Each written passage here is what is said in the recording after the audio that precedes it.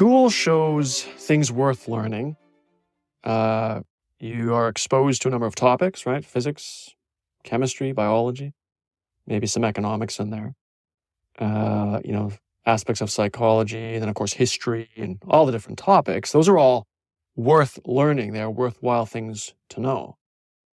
But I would argue that when you learn that in school, school does not really impart genuine learning.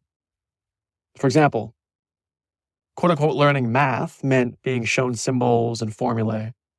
And of course, that's important knowledge.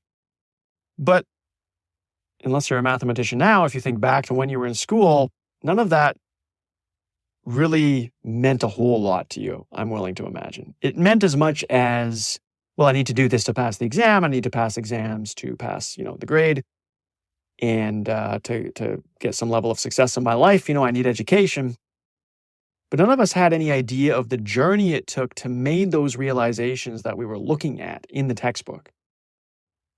A textbook really is kind of this compendium of realizations that were made throughout history, right? People were working hard at things. They were trying to solve some specific problem. And in doing that, out popped this realization, this thing that we might now call an invention or a theory. And because that was deemed important, that then got encoded into textbooks. And then we take those textbooks and we put them in front of kids, essentially. And through grade school and high school and beyond, if you go beyond that, we teach young people about these discoveries, these realizations. But when you were learning that in school, we didn't have any idea of the journey it took to make those realizations, right? The tinkering, the messy kind of all the different thoughts that must have gone through that inventors or that theoreticians or whoever, the scientist or the historian, all the things that were going through their head, the struggles, the things that we don't really have labels or names for, right? The kind of emotional states that eventually led to something that crystallized. Think about everything that Darwin was doing to understand the theory of evolution. We weren't Darwin. We weren't going on those journeys. We weren't on the boat. We weren't making the discoveries. But more to the point, we weren't wrestling with all those ideas in our mind to eventually come to this kind of crystallized or precipitated truth that popped out, which we now call the theory of evolution. We were part of those journeys. We don't have that context. We never had those emotional states. We never wrestled with all those decisions. So when we were looking at a theory that was presented to us in a textbook by the teacher, whoever, there was no way for us to really know anything about that other than this is supposedly important. And I guess it'll serve me later in life, which is not true for most people usually, although I'll talk about that in a bit. But it will serve to at least, pass my exams and move on to the next, level that society tells me I'm supposed to move into. So school shows us things that are definitely worth learning because people had these journeys, they made discoveries, they found something fundamental that was true about the world. But I would argue that school does not really impart genuine learning because learning requires us to be part of that journey, to be part of the struggle, to have the emotional context, to wrestle with the different decisions, not just to be presented at face value with the discovery that was made. A discovery, you could sum that up in, let's say, a sentence, and then you look at that sentence, but that sentence only has meaning as if you yourself took the journey to arrive at that sentence, arrive at that summary, arrive at the statement, or the full theory, whatever it is. So there is a difference between being shown information and actually appreciating and understanding information. A lot of teaching is kind of just showing us, right? If a teacher is in front of us or you're reading a textbook, that textbook presents us with information. And we can understand kind of how it's consistent and we can understand maybe some of the historical perspective, but that's not really learning. You kind of learn the mechanisms, but that isn't necessarily truly understanding what it means. You compare that to something like life's experience, which has core patterns that give meaning to what we see and hear. You go through your daily life, you get into relationships, you meet people, you get jobs. You do all these things that have really, really deep meaning to you. You probably don't put labels on them. I don't know what to call all those experiences, but we know that we really feel them. We understand them because there is this high dimensional context to all of it. And so I'm going to use this idea that what we are exposed to in school compared to what we are exposed to through life experience to kind of argue that there are better times to learn things in life. There are better times to learn the stuff that we learned in school. Because again, the stuff that we learned in school was really worth listening to and being exposed to. It was worth learning. But I'm going to argue in this episode that the better time to learn that stuff is when you've actually gone through a fair amount of life and can make these analogical connections between your own life experience and what those core patterns in those textbooks were talking about. The knowledge that was quote unquote taught to us early, or at least displayed to us early, I'm going to argue that that actually matters much more later in life. And that what we were exposed to in school, it's not best to relegate those to topics of physics and chemistry and biology or history, because those core patterns didn't really belong to those topics, even though that's maybe where they were discovered. Those patterns are actually agnostic to any topic. Those patterns actually have to do with life. And it's important to recognize that. And later in life, those patterns can actually be quite useful because you can truly understand what those patterns are. Those patterns being some math trick from calculus, or the theory of evolution, or something from genetics, or some scientific principle related to velocity, whatever. We were exposed to those patterns in the physics textbook, in the biology textbook, in the history textbook, because we thought just learning about those topics. But those core invariant patterns that make up human knowledge don't really belong to just those topics. They're actually universal patterns that apply to all kinds of areas of life. But we would never know that unless we, one, had enough life experience behind us to kind of build up a toolbox of patterns that we recognize, and two, made the connection to those real life experiences from those real life experiences to those core patterns that we learned in school. So I'm going to pick this apart a bit and hopefully convince you by the end of this episode that, as per the title of this episode, the worst time to learn what you learned, quote unquote, in school was when you were in school. And that doesn't mean there shouldn't be school or that we shouldn't teach, history and chemistry in school. But I want to stress the point that that textbook kind of knowledge actually serves you a lot better later in life. And yet you don't see older people, unless they are working scientists or mathematicians or something, or historians, you don't see older people typically dealing with that textbook type knowledge. It gets relegated to our younger years when it would actually serve us far better later in life. Okay, so the first point I made was that school shows us things worth learning. Yes, 100%.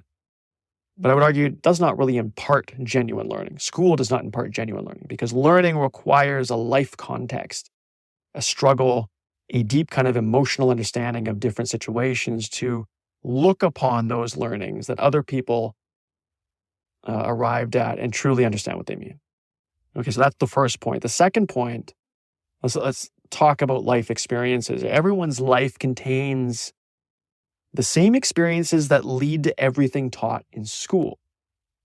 Okay, now that's going to sound odd to a lot of people. Like if I'm saying your life experiences will relate to something in the calculus textbook, or really does relate to, something from the theory of evolution, or your life experience really does overlap, or maybe even is the same as, understanding how electrons behave in a molecule. I mean, that's a very kind of odd thing to say, and it sounds like, I'm forcing an analogy. Okay, but bear with me, because again, remember what I said earlier. When we learn topics in school, the patterns that we were exposed to they didn't really belong to those topics. That's just the place where they were discovered, right? That's what it was the biologist doing biology things that uncovered some core pattern. And now that core pattern gets taught in the biology textbook. That chemist was, mucking around with chemicals, and then something precipitated out and they made a discovery, and then that was a new theory, and then that went in the chemistry textbook, right? The physicist, the historian. But that doesn't mean those core patterns actually belong to those topics. These patterns exist in nature for a reason. They are universally true. And in fact, they exist in kind of a physically agnostic way, in an informational way. Informational things are not necessarily tethered directly to any specific physical instance. Okay, so everyone's life, I would argue, contains the same experiences that lead to the things that we're actually taught in school, experiences, the same patterns that overlap with the things that we're taught in school. So let's use an example. Imagine being in a situation and it's too challenging to resolve in its entirety. So whatever the situation is, it'd be great to get a really holistic understanding of everything that's going on, but it's just too challenging to know everything. And yet we need to have a sense of how the whole system operates. So say your boss comes to you and says, okay, look, the company is planning to launch a brand new product. And because of that, our company needs to know how this new product is going to fit into our existing operations, marketing, and finances, okay? This kind of knowledge is really essential for successful integration and long-term success of our product. Okay, so that's the situation. It's a very real-world situation. You're working at a company, your boss comes to you, coming out with a new product. It's not enough just to know the minutia of the product. We have to understand how to integrate this product into our existing operations, our marketing, our finances, and on and on. We got to know how this specific thing relates to the holistic, full operating conditions of the company.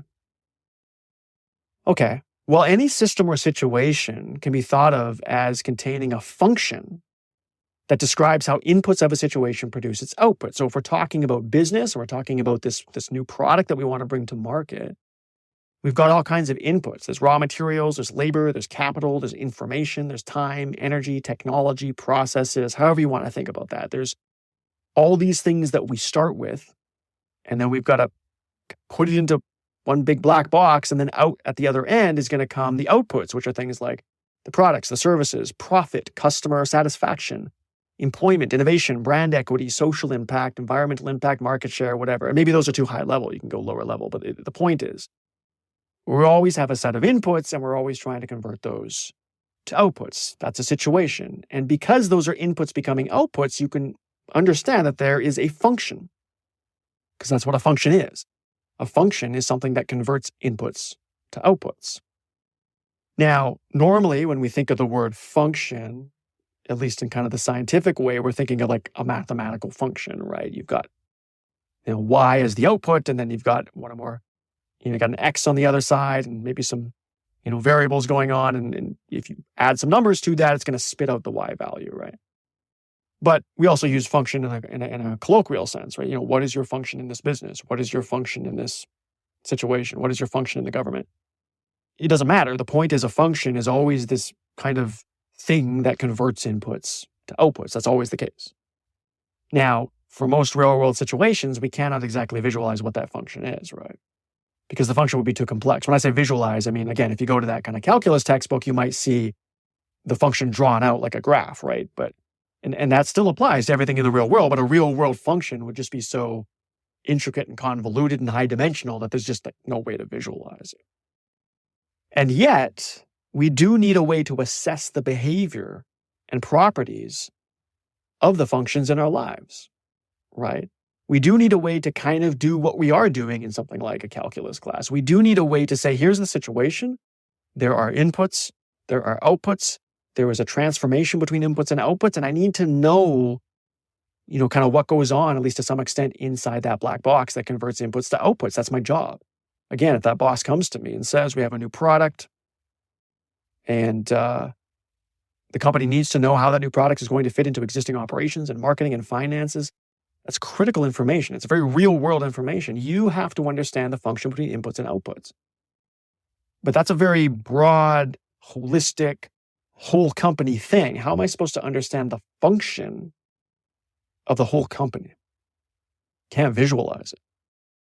And yet we need to assess the behavior and properties of that function. So is there a methodology or approach that could be used? In other words, we need a way to take a smaller local view of something and have that inform us of something more holistic. Well, why am I talking about this? Well, what I just said there, a smaller local view of something in order to get some idea of how something functions more holistically at a bigger scale. What I just outlined in that situation is inherent in the mathematical concept known as the Taylor series. So why am I talking about the Taylor series? Well, back to the beginning, I said, look, school shows us things worth learning, but does not impart genuine learning. And I said everyone's life contains, experiences or patterns that lead to the same stuff taught in school. Well, the Taylor series is a good example that most of us probably learn. You might not remember, but you probably learned this in school at one point. It's out of it comes from calculus. You're taking a math class. You had to take calculus, assuming you took calculus. And you were probably exposed at some point to this thing called the Taylor series. Now, the Taylor series, if you ask 99% of adults, right, or maybe even everybody, even mathematicians, they would say, well, this is something that comes from math. It's very specific to math. So if you're not a mathematician or you're not an engineer, or a scientist, you're probably not doing anything with the Taylor series. Why would you? It's not relevant to the real world. It just sits there in that calculus textbook. That's where it belongs. It's a calculus topic. But that's not true. The Taylor series does not belong to math or engineering or science. The Taylor series is a fundamental pattern. It is a truth of something that occurs in nature. It's the way systems or information under certain circumstances and under certain constraints function. It's how certain things just happen. We don't have to know the reason why it happens, right? But, Mr. Taylor was working away at math problems. That was his domain. And he understood, right, something fundamentally true. He discovered that. That's why his name is attached to it. Now that's why it goes into math textbooks. But just because that's where he discovered it does not mean that discovery belongs to math. It can't just belong to math. It's something fundamentally true about nature. For some reason, there's this pattern to reality. And actually, we just saw that pattern when I said, hey, we've got this business problem. There's inputs to outputs. There's a function there that we need to understand. And I need a way, there's no way I can holistically see the workings of the entire business. The company's too big. And yet I somehow have to get a sense of the function of the full company. That pattern, that idea of only being able to do something in a small local sense, but getting a sense of what the larger function overall is doing is what the Taylor series is about. That's what it actually is.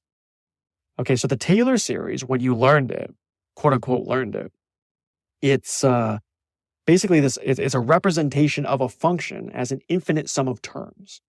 And each of those terms are calculated from the values of the function's derivatives at a single point. So that sounds very mathematical, sounds very sciencey, because in that view of it, it is.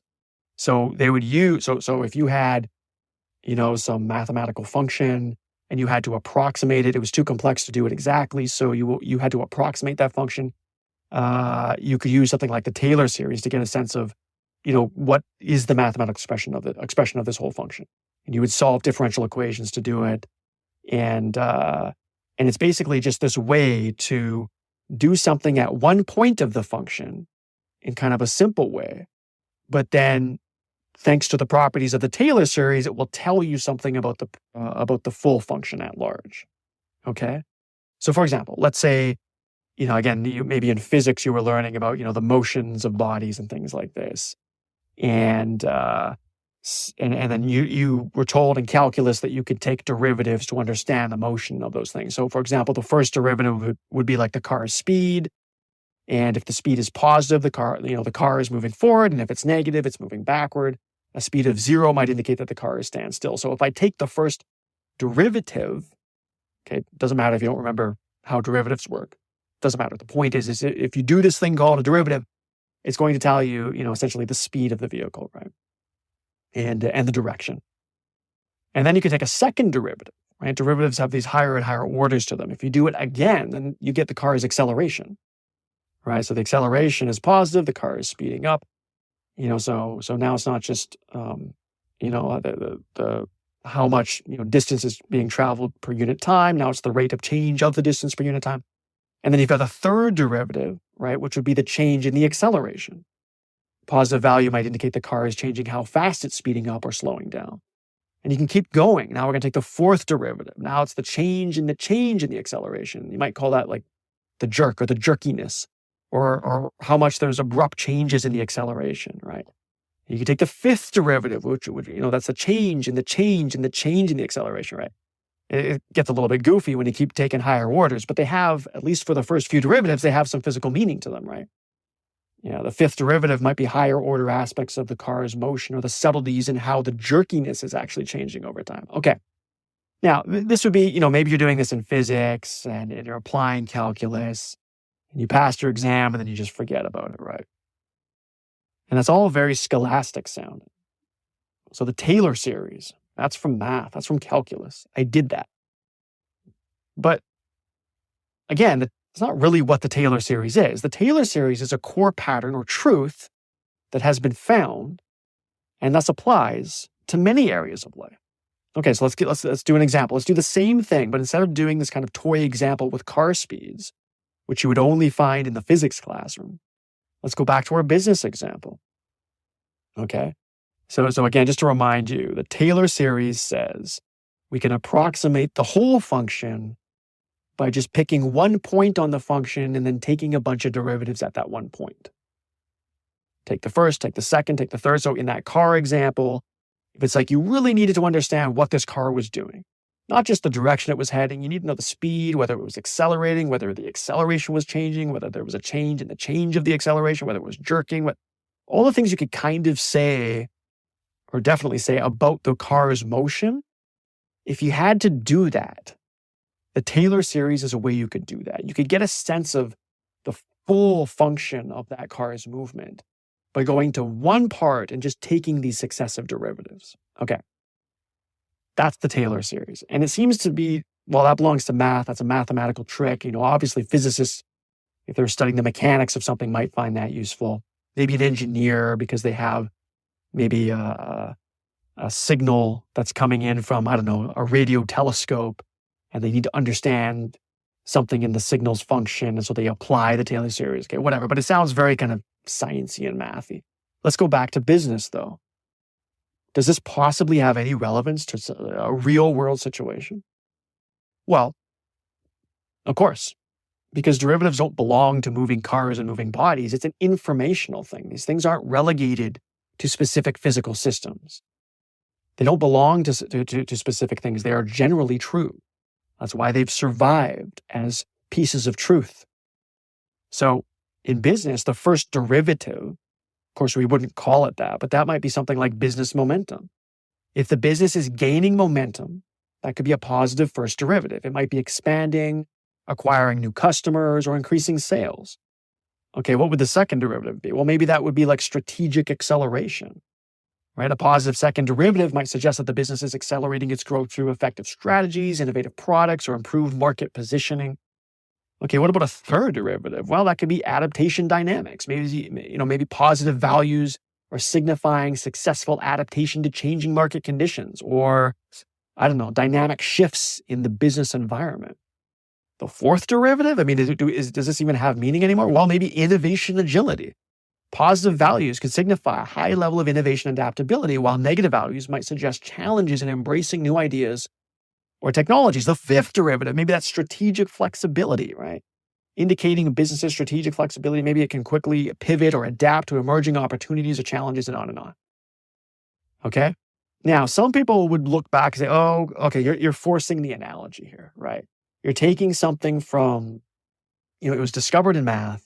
It was used for math, used for physics, used for engineering. And now you're saying, well, it's kind of analogous to what happens in business if we, pretend that business has momentum or that strategy has acceleration. But that's not pretending. That's not pretending. Velocity is not something that just happens to physical things, because the ultimate reality of reality is informational. It's not physical. We know this, right? We know that it's best to look at even physical systems in the informational sense. And all of mathematics, for example, is abstraction. Most of science and mathematics and statistics and probability is abstraction. The patterns that you look at in history and economics, social sciences, these are abstractions that we create. They are informational patterns. They're not specific physical things. You might be studying a specific physical thing, But the pattern that matters is not a specific physical thing. It's informational, right? We have to abstract above specific physical things to truly understand the truth of something. So businesses do have momentum and direction and acceleration and dynamics and agility and flexibility. And it does literally make sense that if you look at the business from one angle, such as its momentum, that you could also think about how that momentum itself changes in terms of strategic acceleration. And you could think about how that strategic acceleration changes in terms of adaptation dynamics. And you could think about how that adaptation dynamics or those adaptation dynamics change in terms of innovation agility and how that changes in terms of strategic flexibility. Those are real things. And I tell you, people in business do this, but they just don't call them derivatives. They don't think they're doing a Taylor series. They think that they're just looking at how businesses function. And there are many ways and facets to think about how the dynamics of a business happen. But that is what you're doing. You are looking at business momentum and acceleration and adaptation and agility and strategic flexibility. And these are successive derivatives of the dynamics of the situation. And you are looking at what can be thought of as a function of the entire business.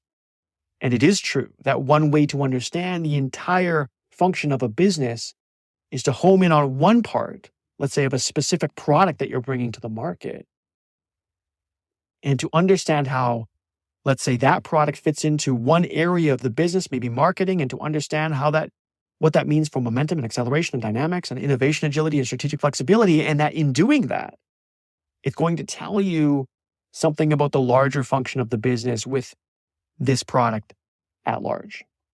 Let's use another example. Maybe you're tasked with uncovering a terrorist cell. Okay? Groups of terrorists that are infiltrating the country. Okay, so you're being called upon to do this. This is a complex situation, a very real world situation. There's a threat. There is all kinds of convoluted aspects and facets to this situation, information coming in and out. Some you can trust, some you can't trust. Where are they hiding? Okay, I need to understand the function of the terrorist organization and how this terrorist organization relates to the security of my country. Well, they're probably not calling them derivatives, but could you apply the methodology of the Taylor series here? Well, yeah, you can. The first derivative might be something like intelligence momentum. A positive first derivative might represent successful intelligence gathering, increasing awareness, staying ahead of potential threats, right? We're talking about the dynamics of it. If it was negative, maybe there's challenges in collecting relevant information, or maybe you're falling behind in understanding the evolving threats. Okay, let's look at the change of the change. What's that second derivative? Maybe that's operational agility, the effectiveness and the ability to adapt to operational responses to intelligence, right? If you have a negative second derivative, maybe there's difficulties in executing responses or gaps or delays in addressing the threats. Third derivative, maybe that's the adaptation dynamics and tactics, right? And on and on. Okay. Technological innovation in counterterrorism, strategic flexibility in policies. Again, it's not forcing or stretching an analogy, whether you like it or not, whether it's business or a terrorist cell. If you're tasked with understanding the function, which you are in this given situation, then whether you like it or not, you need to find a way to do something that is cognitively possible. Meaning, I can't look at the full function of this, but I can only do a narrow facet of it. But I have to do it in a way that tells me something about the full function. That's what the Taylor series is. It's not a math trick. It's not something that belongs to a calculus textbook. That's just where it was discovered. And that's unfortunately the only way we teach it. It's a fundamental methodology to homing in on a specific part of a situation and thinking about that homed in on part in a certain way. And mathematicians would call this taking derivatives, but really what we're doing is just taking higher order versions of the dynamics of something. Start with how this affects business momentum, then think about how that business momentum itself changes as a strategic acceleration, then think about how that changes in terms of adaptation dynamics, and so on. Business people are doing this. They're just not calling it derivatives. People who are hunting after terrorist cells are doing this. They just don't call it, applying the Taylor series with successive derivatives. But that is a way to do that. Focus on intelligence momentum, then operational agility, then adaptation dynamics and tactics, and on and on. It's a way to get at the behavior of the full function of the situation. That's what a Taylor series really is. Okay, so let's go back. I said, look, there's a difference between being shown information and appreciating information. When we are taught stuff in school, we're being shown, quote unquote, taught. We are being shown the accumulation of human knowledge. And this is not random information. This is the stuff that is deemed important because it's universal. It's survived. It kept coming up again and again. But to understand that, I mean, most people, hopefully you followed me with those business and terrorist examples. You probably feel like you have a much better understanding of the Taylor series now than you did when you learned it in school. I probably could have done a better job, but hopefully you got the sense that I said, look, a Taylor series is just a way to understand a big full function by just going to one part of the function and taking derivatives. Okay. Now, when I first said that, you're probably like, okay, whatever. So that's like a math trick. But then I said, here's what that means for business, and here's what that means for terrorism. When you put it into situations you can relate to, I don't know if you can relate to terrorism, but probably to the business example or something similar. Now it's like, oh, so that's what the Taylor series really is. A methodology to understand the function of a complex situation by going to one part of it and just taking successive changes in the dynamics and thinking about the situation in that fashion. Hopefully you have a much more intuitive understanding of what the Taylor series actually is now. So there's a difference between being shown information like we are in school when we don't have much life experience to relate to, and it's not taught in that fashion anyway, and later in life, when you've worked for businesses and maybe worked for the government or had many side projects or ran your own company or, done something in your church or your community or whatever it is you do. What I'm trying to tell you is that those life experiences, that's where the understanding for the things like Taylor series come from. Because that's what a Taylor series actually is. That's just the Taylor series. I'm not saying the Taylor series applies to everything.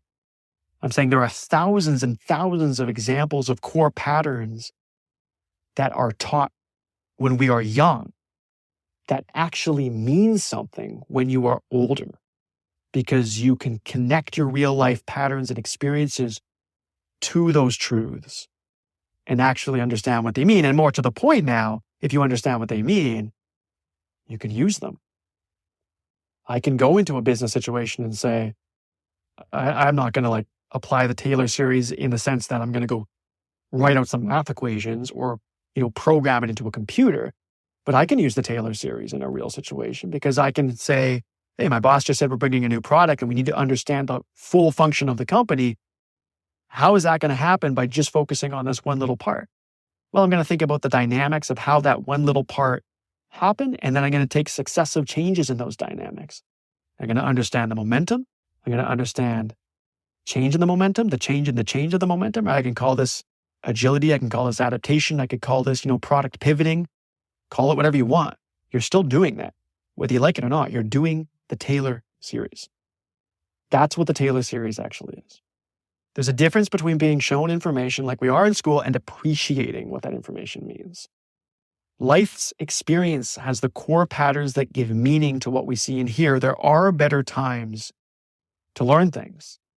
And that's quite often when it comes to fundamental truths and the accumulation of human knowledge, I would argue that better time is later in life, when you have experiences that you can overlap with those core truths, because that's what they actually mean. The knowledge taught early matters far more later in life. Hence, again, the title of this episode, the worst time to learn what you learned in school was when you were in school. Okay, so hopefully that made sense. Now, so that's the big kind of conclusion, or the main argument I'm making. The worst time to learn what you learned in school was when you were in school. So imagine that you're walking by and you see an adult reading a calculus textbook, and it's open to a page on the Taylor series. You might not know that that's what they're looking at. It's got some equations there. Most people would probably look at that and they would say to themselves, I wonder why they're doing something scholastic. Like, let's say this is an older person. You might think maybe it's an adult student, but most people would be like, why is that older person holding a textbook? Like, isn't that something that younger people do when they're in school? But the reader of that textbook has what no student does, which is deep life experience that engenders such otherwise dry content with meaning. That difference between showing information and appreciating information, right? That adult looking at that scholastic information actually is in a much better position to truly understand what those patterns mean, right? Their life experience as an older person has the core patterns that give meaning to what they see and hear in that textbook. There are better times to learn. That person sitting there with the calculus textbook at an older age would be the better time to pick up that calculus textbook. Okay. The knowledge taught early in today's society would be far more useful later in life. So, and I gave some examples, business, counterterrorism, stuff like that. Let's turn this into something practical. So if it's true that the worst time to learn what you learned in school was when you were in school, what should we do about it, right? If we're, most of my listeners are probably done school, maybe not, maybe you're in university, that's fine. I think this definitely still applies to you.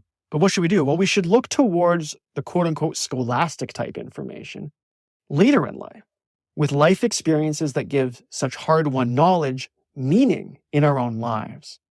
So don't relegate a math problem or an evolutionary principle from biology. Don't relegate that to the past. Like, oh, that's what students learn, when it never really matters to you beyond getting a job. I get that, you had to learn it, quote unquote, to get a job, but I would argue you didn't really learn it. Now is the time to look upon humanity's wealth of collected knowledge and let it help your life, right? Who would have thought the Taylor series was particularly useful beyond some niche math example in the calculus textbook? Well, it's actually really, really useful at the conceptual level, which is really where it matters. Not in the niche, super specific technical way.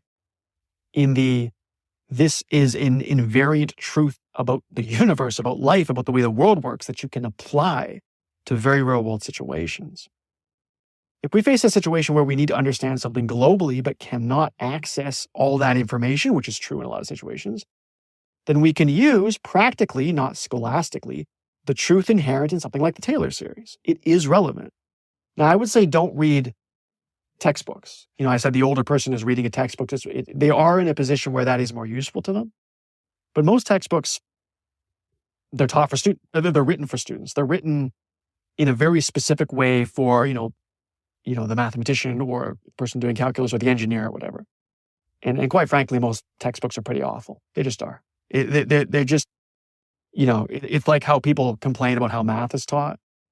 When you actually use math later in life, and then you go back and you look at how it was taught, or you just think about how it was taught.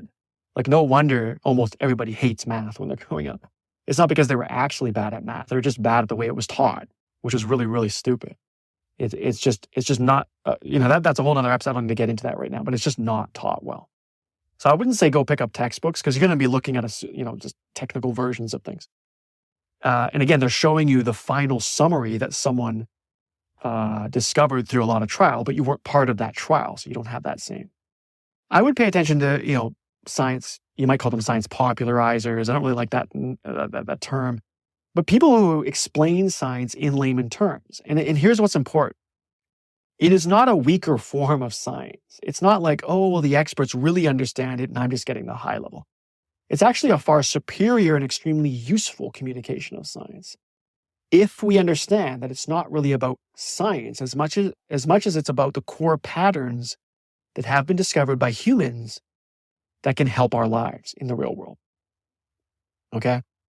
There's a difference between being shown information and appreciating information. Your life experience has core patterns that give a lot of that quote unquote scholastic information genuine meaning. There is a better time to learn that stuff that you learned in school. The stuff in school does not belong to school. The stuff in school is the accumulated knowledge of humanity.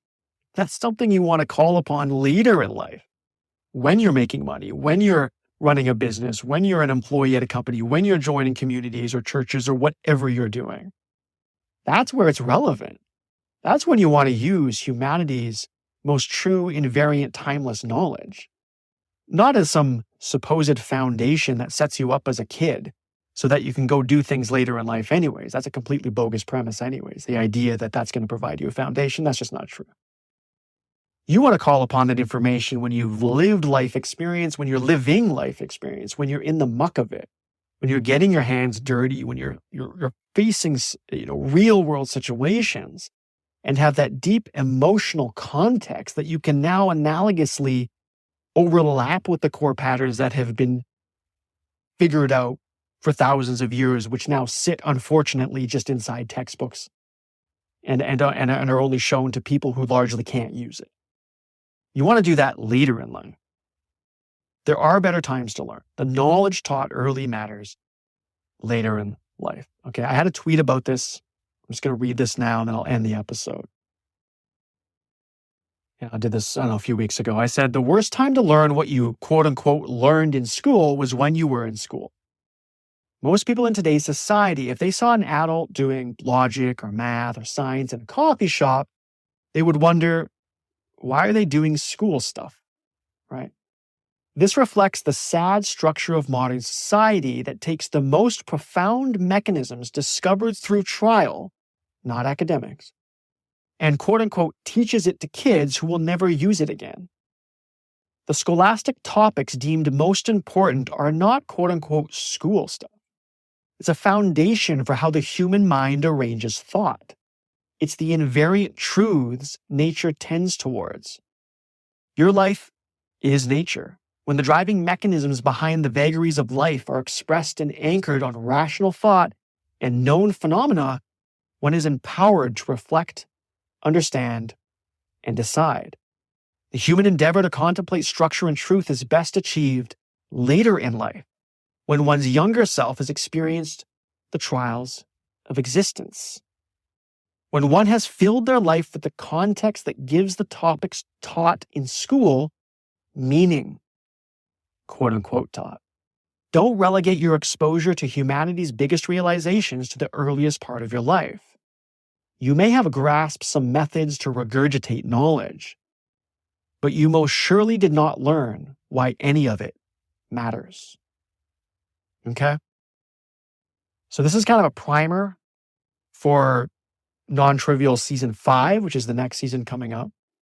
I spent 4 seasons going over what I believe have been some, profound and important patterns that I've noticed. And most of these were spoken about fairly generally. But going forward, I want to show how logical, mathematical, and scientific truths can be applied to real life. To me, this is a far more important way to understand logic, math, and science, or whatever quote-unquote scholastic pattern you might be talking about, because it doesn't belong to logic, math, or science. It belongs to life. These are core patterns that have survived for a reason. Now is the time to use them, because they speak to the ultimate universality of the patterns in our world. We shouldn't be relegating those to specific topics or courses. Okay? So, school shows us things worth learning, but I would argue school does not impart genuine learning. Everyone's life contains the same experiences that lead to everything taught in school. Because of that, I would say that the worst time to learn what you learned, quote unquote, in school was when you were in school. And I would say that